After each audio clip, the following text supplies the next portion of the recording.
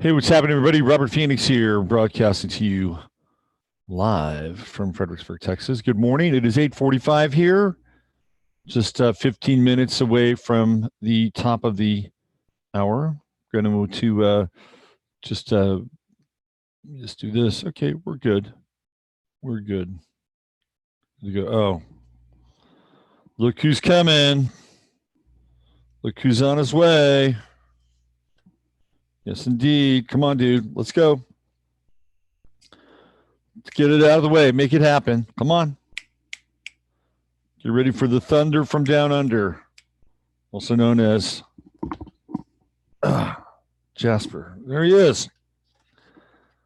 Jasper, it took you a little bit more than normally.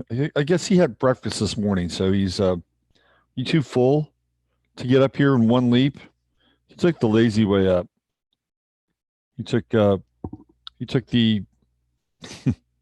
the lap to the standing desk up. You want to say hello to your fans, Jasper? The giant, the astrological cat. I can't play a song too much though. It goes to his head.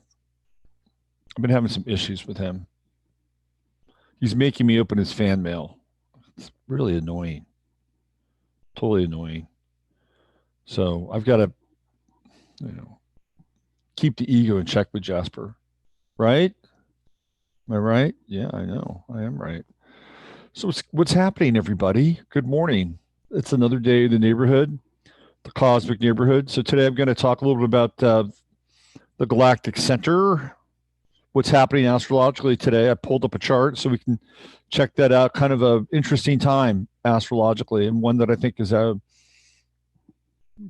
fairly important.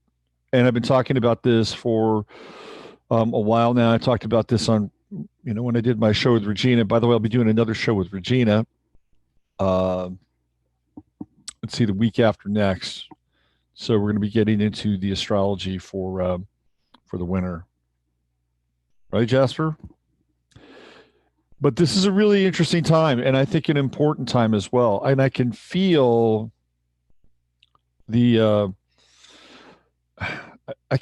energies, and I have been feeling the energies for the last couple of weeks, and simply because I'm going through my Jupiter return.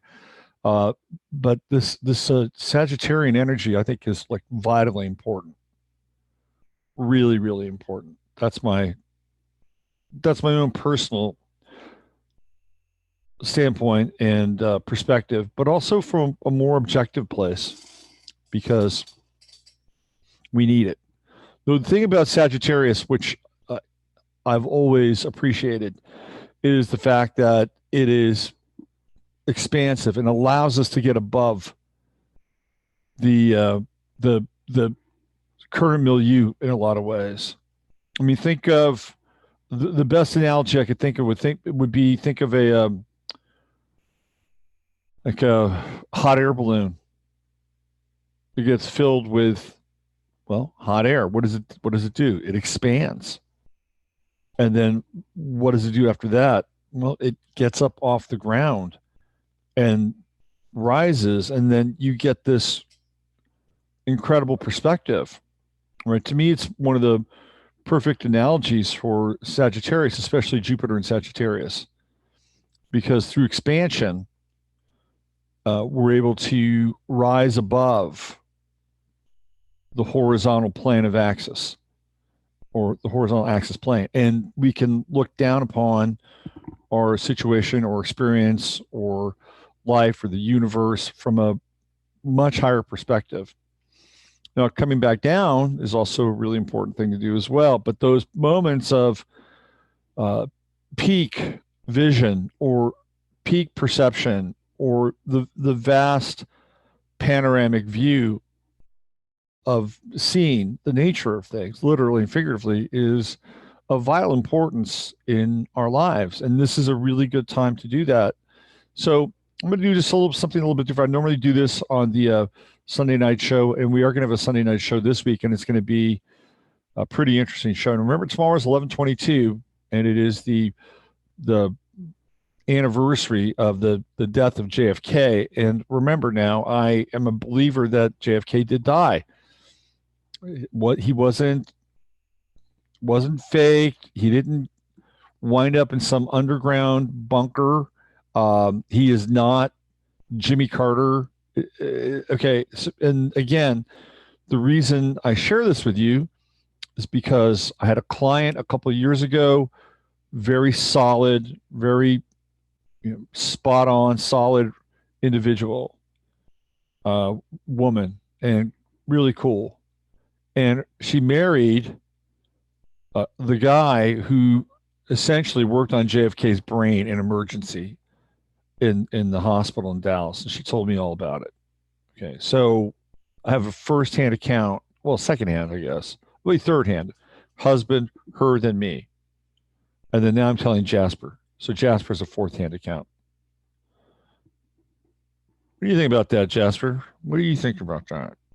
Anyway, so I talked about the Kennedy death, assassination, timeline ritual on the recent mashup with Emily. If you guys haven't seen that, check it out. I'm going to post it on my channel today.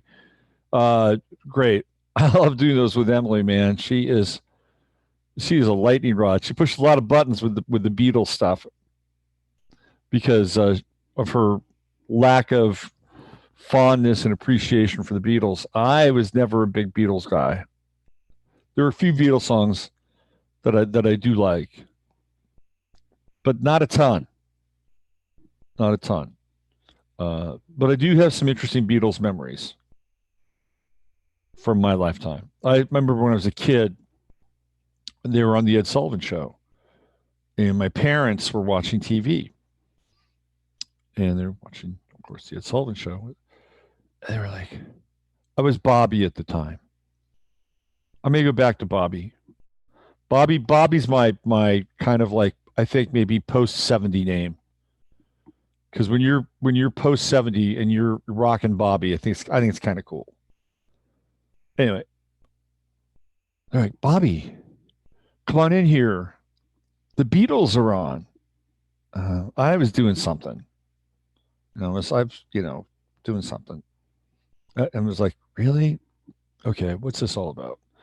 So I got up and I walked into the room and I'm watching these guys. I'm thinking, who the fuck are they? And why should I care? I swear to God, I looked at them. The Beatles gave me a feeling of unease when I saw them. They made me feel uneasy. And then I walked away. Went back to my thing, whatever I was doing. That was my one Beatles memory. However, I did have another reaction to the Beatles later on when I was about 6 years old. And I think it was Help was at the movie theaters and went to go see Help. And I remember being just moved by the music. It was so jaunty and bouncy and fun. And I got up out of my chair in the theater and I started dancing right there. And I just couldn't help myself. It was so jaunty and bouncing. And this guy next to me, some older guy, was perturbed that I was dancing. And my mother was highly embarrassed. It was one of those moments over when you think about like your life, oh, that's an interesting kind of moment. So those are my only Beatles moments. The unease and mistrust, and then the unbounded joy of bouncing to their pop music. All right, Jasper has okay. Now listen. No, listen. You can't do that. You can't do that. If you're going to be a co-producer of the show, you have to know the set and know the equipment. All right. There we go. Anyway, check out the show. It's a good show. Emily and I were on. We were banging. So I want to talk about. Okay, so we have Kennedy tomorrow, and we invariably I wasn't really planning on talking about Kennedy on the Matrix Mash, but it came up, and so I guess I'll be doing some Kennedy stuff tomorrow. apparently. Let's jump into this Galactic Center thing. I have a chart I'd like to share with you. So here we go. The Galactic Center. So this was at 8:40 a.m. right here. This is what we're looking at. Oh, look, we've got Sagittarius on the ascendant. And then here's Venus creeping up and getting ready to dance with the Galactic Center, which is at 27 Sagittarius. And then there's Jupiter conjunct the Galactic Center. So, what is the Galactic Center? In the realm of space, the Galactic Center is theoretically the fulcrum with which the entire universe moves on. And at the center of the Galactic Center is a black hole. And that black hole has situated next to it a quasar, which might have been the sort of the leftover remnants, the celestial and dying remains of the star that imploded to create the black hole. But it's next to that black hole, which is the Galactic Center. And so this quasar has been viewed, witnessed, and observed to be emitting pulses into the Galactic Center. So there's this interesting relationship with this quasar and the black hole. Like there's something going on there that is part of a much bigger, I guess, celestial mechanism, if you want to be able to break it down like that.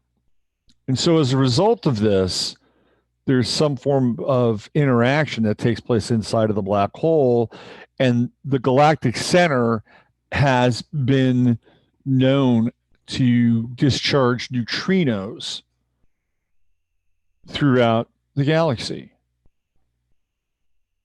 And I've often thought of these neutrinos as the thoughts of the mind of God, and that they are mediated. I wouldn't say mediated, that's not the right word. That they are, how do I say this? They are adjusted, they're configured, conformed. There's a wide spectra of potentiality through the transmission of the neutrinos, not just one idea or one thing. And the harmonic convergence was a very interesting time. And there was a lot of interesting phenomena that came from and through the harmonic convergence. And one of the things that came out of the harmonic convergence was human design. The very interesting study of astrology and the I Ching and the Tree of Life, as it was given and interpreted by Ra Uru Hu, who's an interesting character in and of himself. And according to his story, he was hanging out on Ibiza during the harmonic convergence. And he was theoretically given the direct download of human design as a transmission from the Galactic Center. And he was down for 3 days, couldn't talk, couldn't speak. The dog that he was house sitting there with was down for 3 days, couldn't talk, couldn't speak. And then he comes out and he's got this very interesting new version of some kind of astrology. And if you ever checked out Human Design, I highly recommend it. I think it's very interesting, very insightful, and it actually helped me a great deal because I found out that I'm a projector, and I am a 2-4 projector, which makes me the hermit / natural / opportunist. And being a projector is, well, it's basically projectors don't have their own energy, unlike generators or unlike manifestors, and maybe even reflectors to some. They have no energy. So, but projectors can channel and circulate a lot of energy. And then there is this whole thing about waiting for the invitation, which I found when I first read about being a projector. I'll be frank with you, I didn't like it. I was like, oh man, why am I a fucking projector? Why can't I be a manifester? That would be fun. Just tell people what I'm going to do and watch the Red Sea part. But I've learned how to understand and live my life kind of along the lines of being a projector. It's been very instructive. And one of the things that was really helpful for me was to understand that positive influences are really important in my life, being around positive people. And it's taken me a while to really wrap my head around that, because the projector needs to be in a state where there are invitations, right? Like, well, I'd like you to read my chart. That's an invitation. So again, just as a projector, the cultivation of that state, which is about positivity and optimism and that, and being a natural cynic, that's not always the easiest thing for me to do.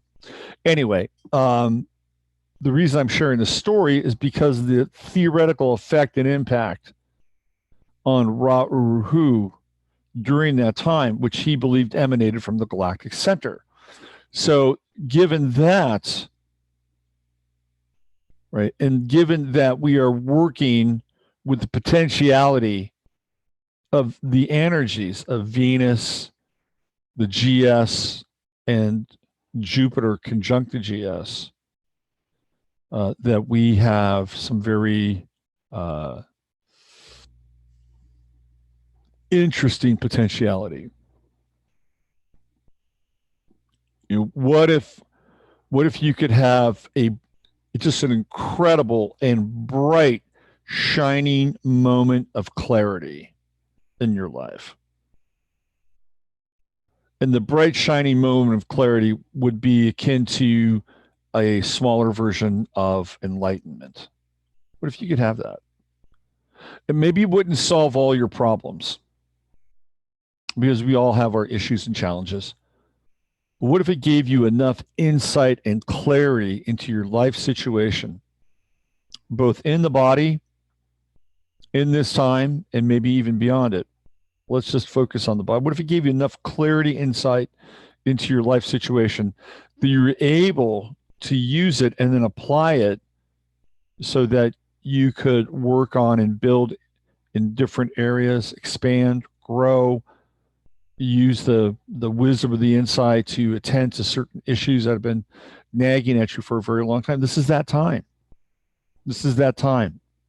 And between now and Sunday night, you know, we've just had Mars move into Scorpio. I'm going to talk a little bit about Mars as well today.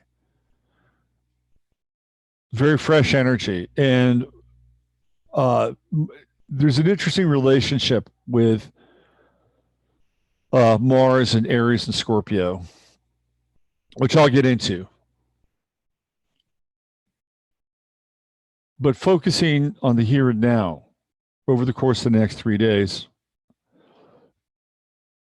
I don't want to oversell this, but the potential for something profound is, it's not, this is people, this is really probably about as good as it gets. We're not going to see Jupiter in the Galactic Center position for another 12 years in the Jupiter transit. And yeah, Venus will truck around here next year, but it won't be conjoined with Jupiter. This is a very interesting, very specific time. So you want to take advantage of it. Astrology is a art, and I call it an art first, and then science of movement and timing. This is one of the things that astrology is really good at addressing: movement and timing. When to join in, when not to join in, when to act, when to retreat, when to attend to something, when to let something go. For me, astrology is a synchronic system and map that helps you understand the movements, the cycles, and the opportunities of your life. And if you live with them accordingly and work with them accordingly, it can be a very successful tool, very helpful tool. So the emphasis is here. And what's also quite interesting is because of the late degrees here, we have a trine with Uranus, mathematically, with Uranus at 3 Taurus. So now we bring Uranus into the equation, which is interesting, right? Now we're bringing this planet that has the potential to radically alter and change events, ideas, anything related to pivots in the moment, right? Very, very quick pivots right here. So that means that not only if you can work with this, and how would you work with this? How would you work with this energy? Well, I would try to untangle and do some cord cutting over the next few days, which I've shared with people. You want to spend some time in nature. You want to get up and out and above your current milieu, whatever that is for you, because you don't want to miss this, right? This is something that speaks theoretically in a universal code to all of us. Cutting through the layers of density and electronic smog and everything else, the various thought forms that we have to navigate through in our lives. I think it's a really interesting and special time. So you want to be able to tap into it, spend time out in nature. If you're so inclined, maybe you want to write. This can be a very inspired time, especially when we have a nice, sweet little sextile there with Mars, right? Like, this is active.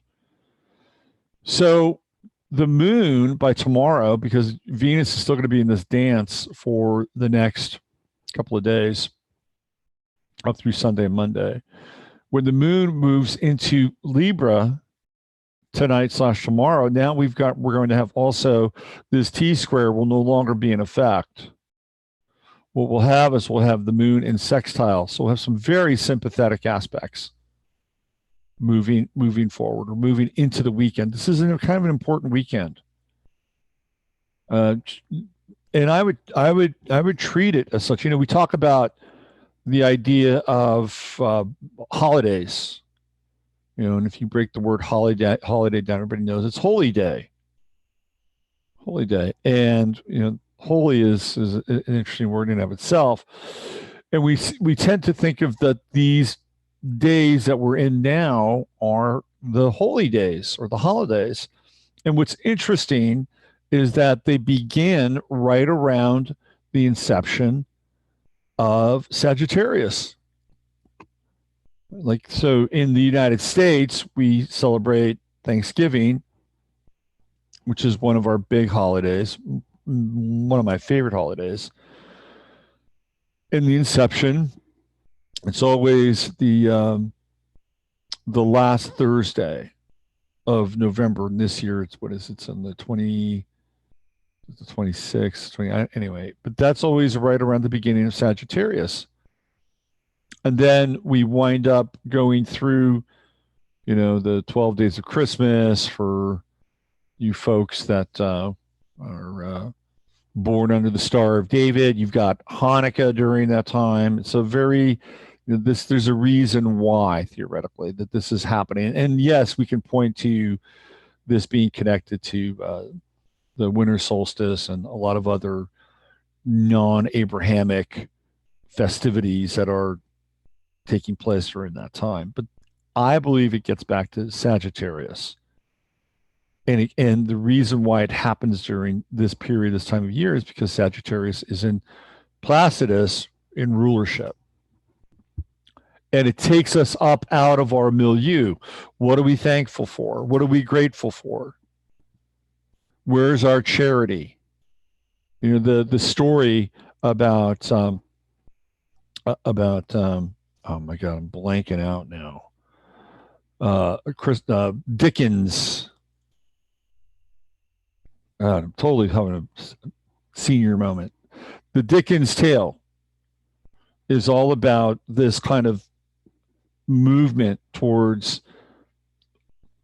charity, gratitude. Yes. Those are very Sagittarian traits. There's a Sagittarian. It's kind of an interesting. It's kind of an interesting parable in a lot of ways, astrologically,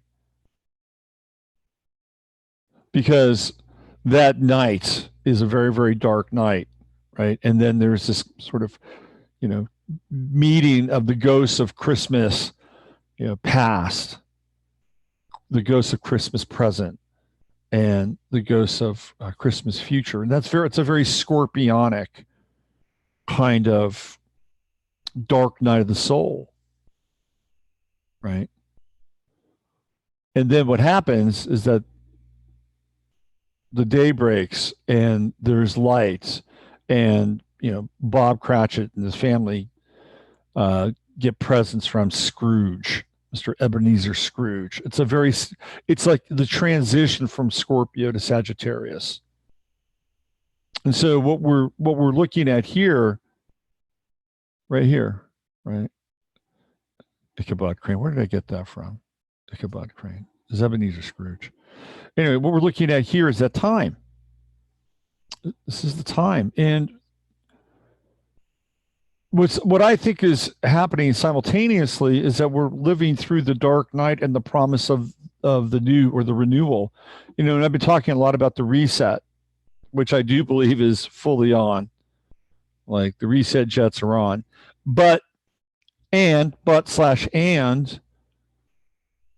not slaves to the reset. And this is a very interesting time to understand higher truths. Whatever you can do to elevate yourself, to get out of your situation, or limit the day-to-day distractions in your life, whatever you can do to do that, it's going to help this. It's going to help this. It'll help you sift through, not even sift through, it will help you, I believe, get a much higher perspective. We're not going to have this for a while.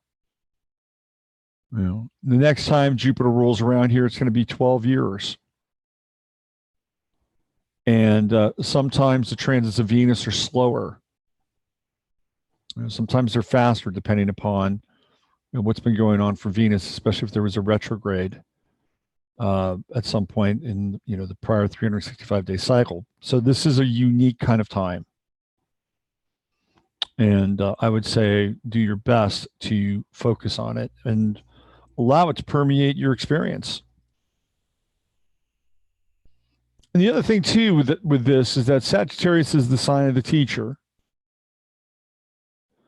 And this is an opportunity for you to find the teacher within, you know, inside of who you are in your experience, because you all know what's best to do for your own life. And sometimes it can be cloudy and confused, and sometimes you need some perspective, and you talk to a person, or maybe you work with an astrologer, and you can get the perspective. We all go through those moments. There's nothing wrong with that.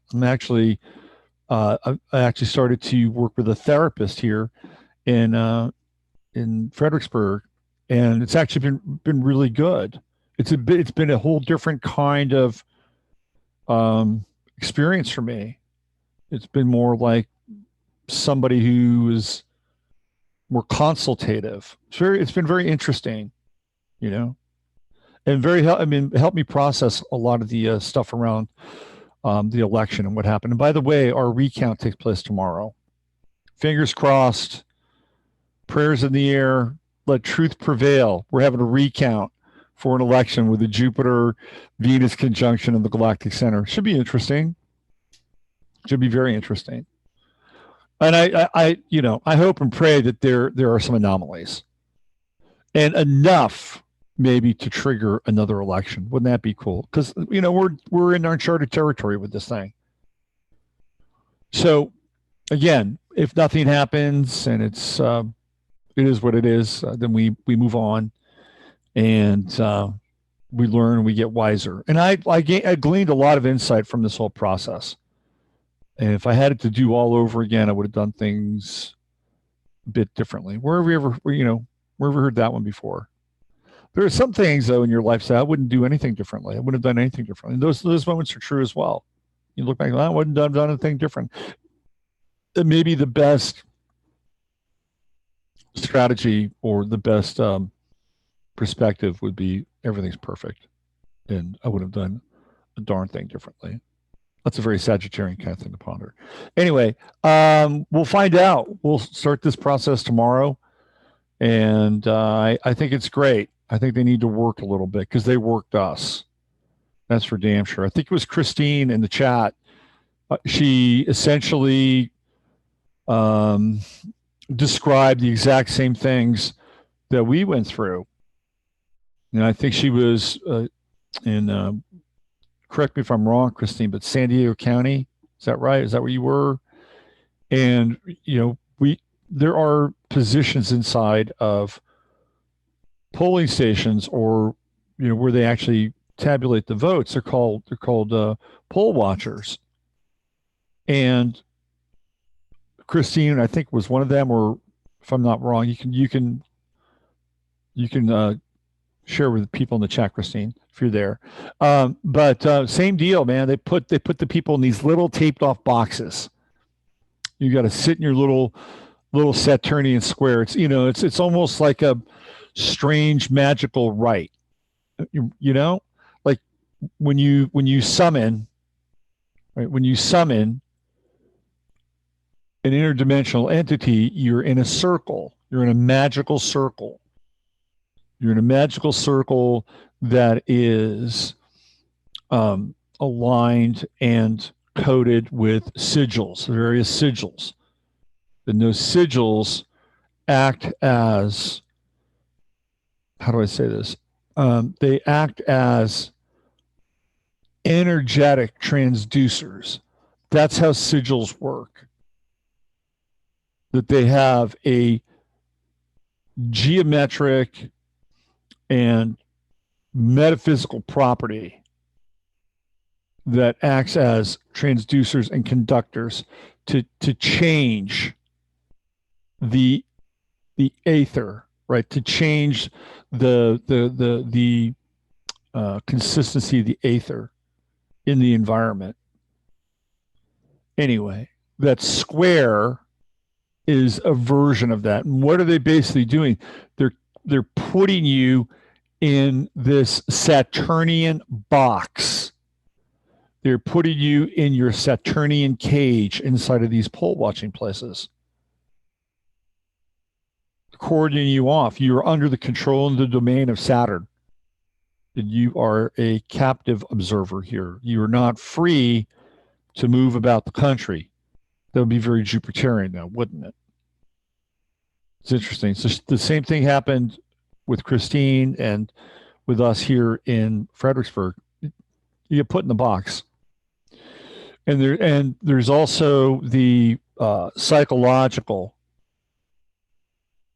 abuse, really, that goes along with this too, which Christine also talked about. She left a great comment in yesterday's show.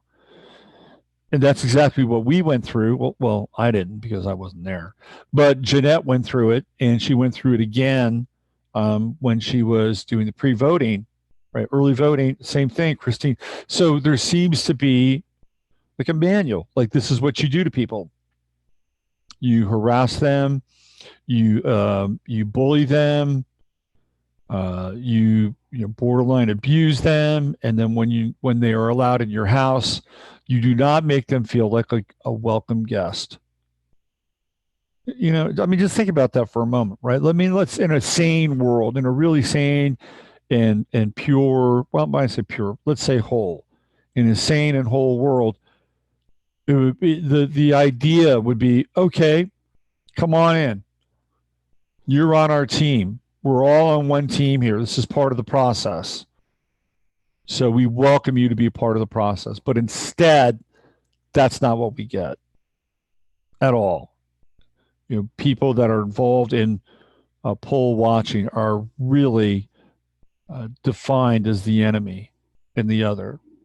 So it'll be interesting because we have this gal, Laura Presley, whom I've talked about before. And Laura,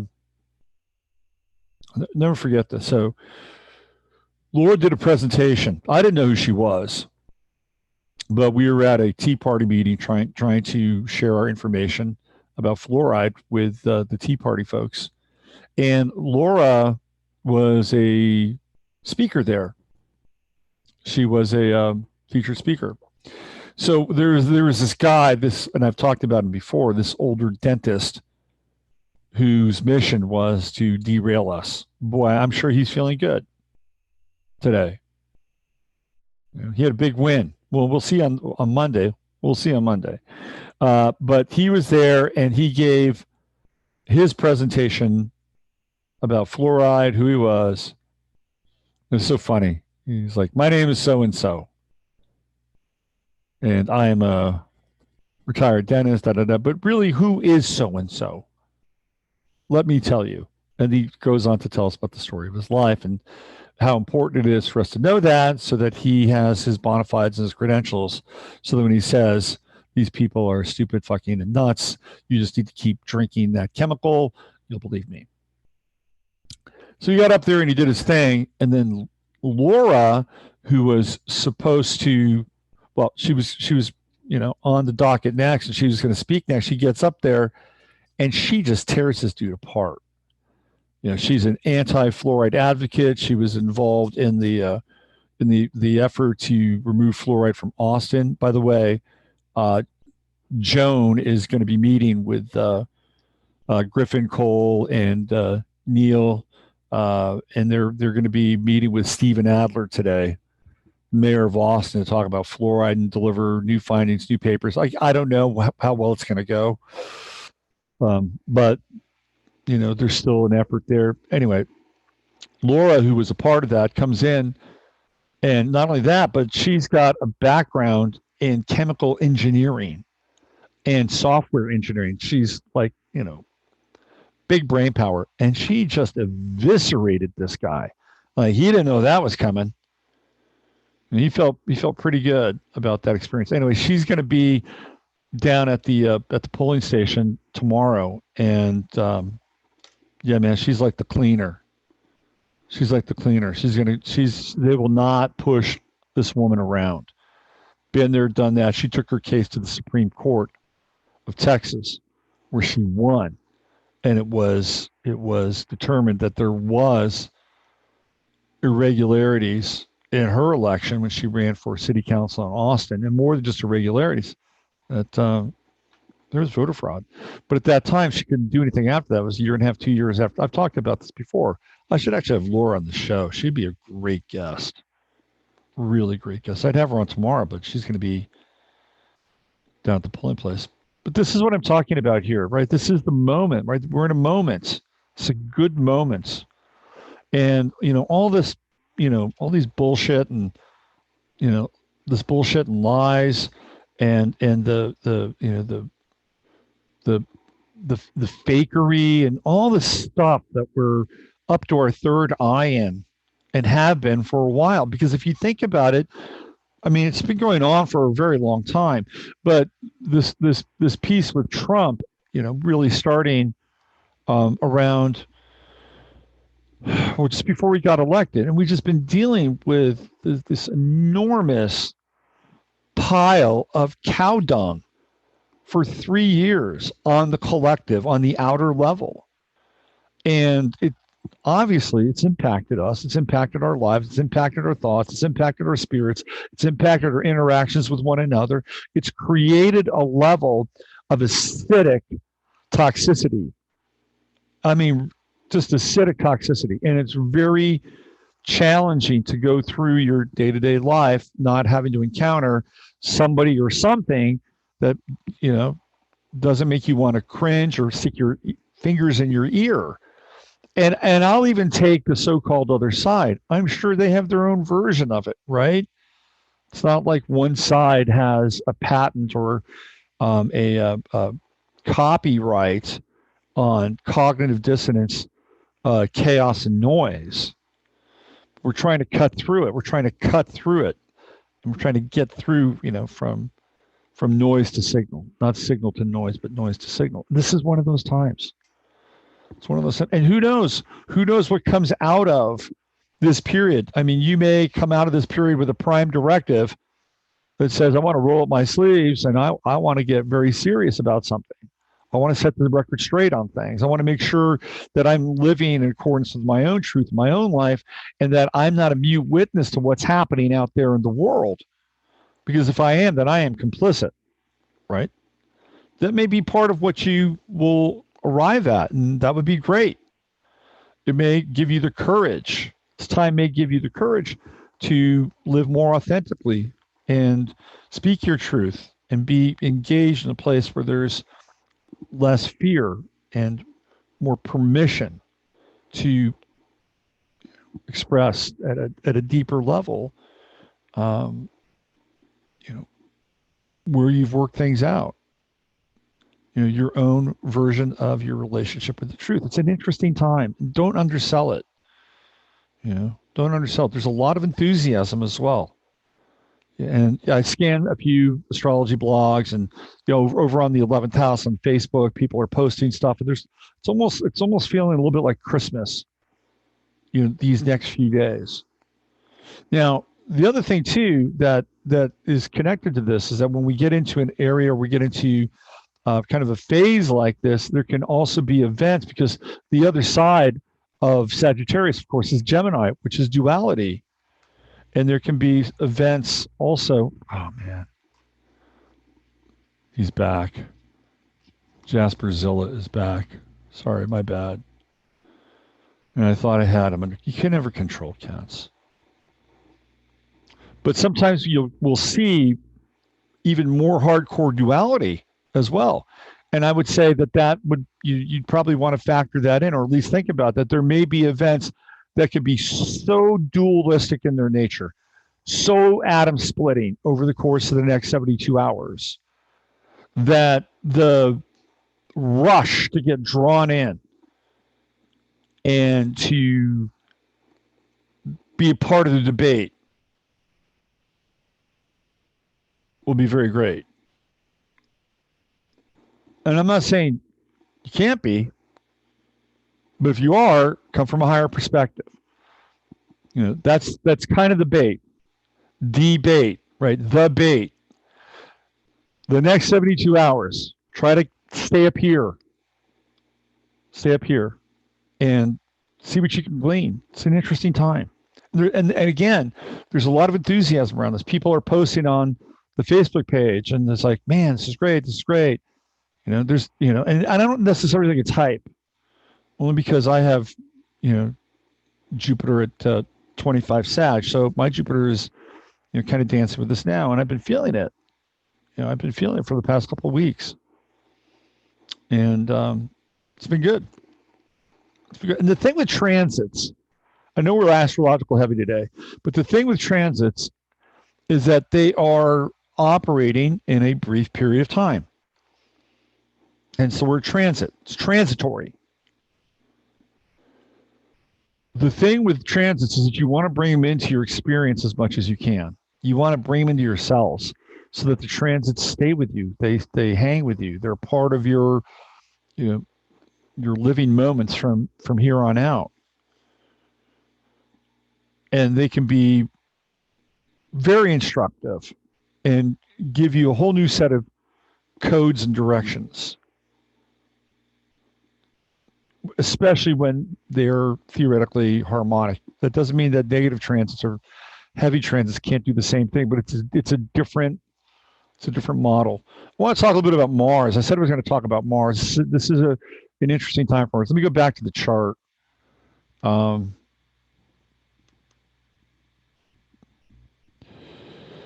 So Mars just went into Scorpio, and the Mars was the original ruler of Scorpio, which is interesting. And we're going to be dealing with Mars and Aries for a great deal of 2020. Once Mars moves into Aries, I think it's going to be, let's see, we got, I think it's around what, May? Let me just check here. I think it's May. Yeah.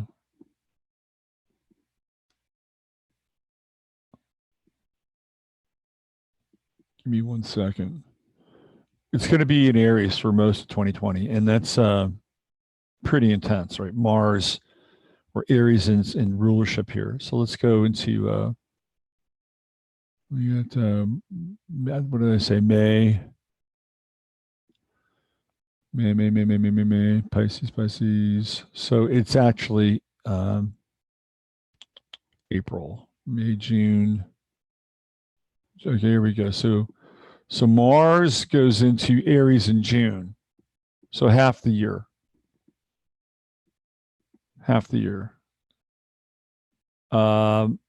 And it goes all the way up to, let's see. It goes retrograde at 28. It does not go into Taurus. It goes retrograde at 28. And it basically stays in Aries through the entirety of the year. Look at that. Mars and Aries Mars will be in Aries in 2021.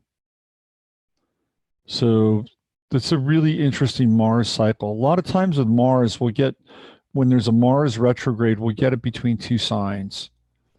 I think the last Mars retrograde we had was Aquarius Capricorn, right? Yeah, it was Aquarius Capricorn. But this Mars cycle will be strictly Mars retrograde in Aries. So what we have here now is a bit of a precursor to this Mars that we're going to be dealing with in June for over 6 months. So you want to look at the environment, like for you people that are into astrology and are trying to understand patterns, you want to look at over the course of this Mars transit through Scorpio, which lasts through the first of the year. You want to look at some of the Mars-related activity out in the world because they share rulership. And some of the Mars-related activity out in the world during this transit is more than likely a precursor to when Mars enters into the sign of Aries in June. And of course, that's going to be 6 months from now. So we're kind of dealing in also with the Sagittarius Gemini axis, the mutable axis. So just keep your eyes open, keep your third eye open over the course of the next 4 to 5 weeks, because you'll be able to get some insight into where things are going and understand and recognize some of these patterns. It's almost as if Mars is bubbling up here in a much kind of deeper, almost molten sort of consistency, and then it is ejected, right, in that June period, June on. And we're going to have a Mars-Mercury conjunction too, which is highly aggressive. But I would say that this would be really very, very good at, or good for rooting out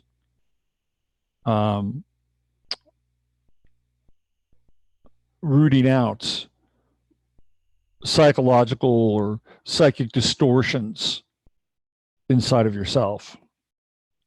This is the energy of kind of psychically stalking your own shadow in some ways, right? It's an interesting energy, and it is not milk toast. So if you are rigorous with your own process with this could be a very good thing. You figure out where things are hiding out inside of your own experience, right?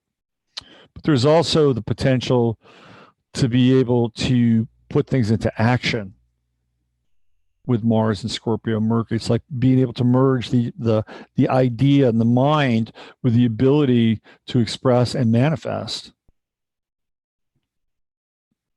Very interesting time.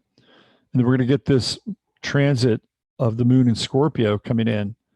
And that's what this is going to be 24 hours, 48 hours, right? And this is probably over the weekend. This will be interesting. Very interesting time. So there's a lot there. There's a lot of goodies that you can put in your crucible and heat it up. This period between now and Monday is prime time. It is prime time, and if you really allow yourself to have this experience and not have a lot of other distortions, distractions in your life, it's like something that will carry you through for who knows how long, the rest of your life, the next 6 months. And I really feel like it's important.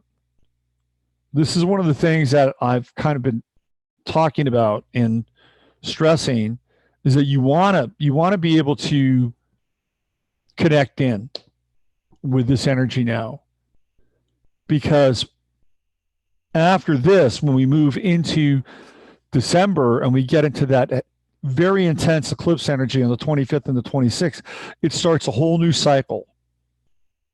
And it starts the 2020 cycle, which is, I think, going to be one of the most intense years we've seen, certainly in the 21st century, and maybe even going back into some of the more intense years of the 20th century. It almost feels like there's, this kind of potential for a number of different things to occur during 2020 that are deeply impactful.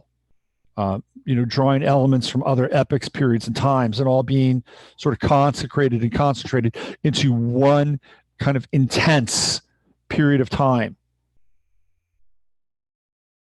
So you want to use this time so we can get through this coming year, right? You go have your Moses on the mountain moment, or go have your, this is the time to do this. However you do it. I mean, who knows? Maybe you just go on a walk around the lake in your city or your town, and that day, that walk, something happens. You're spinning with a revelation or an epiphany or somebody. This is it. This is a really important kind of moment in time for this. So play with it, roll with it, enjoy it. Don't take yourself too seriously, because sometimes Sagittarius has a tendency to do that, right? You got to keep things light. But this is a time of what I would call spiritual harvest, and tend to your crop. All right, let me see what's going on with you guys in the chat, which I have not paid a lot of attention to today, but I'm going to now. Let's see where we are. Where's my chat? Here's my chat. I still get the willies when I think of January 2020. Me too. It is for sure the word impending underwrites what Robert's talking about today. I'll have to listen to this a second time. My chili is about to go on fire. That doesn't make any sense. I'll bugger it, as long as the fire kitchen isn't. You have a good day, dude, Sticky. Levity is the key. Levity is the antidote to gravity, right? We all like that one. Oops, there for all in your great company. All right, what else we have here? Shadow mining, definitely. Yeah, man. This is a good time for it. What else we got? Hey, Charles, it's nice to see you again, by the way. It's good to see you. I haven't seen you in a while. What else do we have? Jasperzilla. Yes, he is a Jasperzilla. We got anything else in the chat room today? Remember, we're Terabithia. Oh, I like that. We're Terabithia. Hi, Sonia. Nice to see you. Good to see you. All right, I'm going to get on out of here today. So that is the message.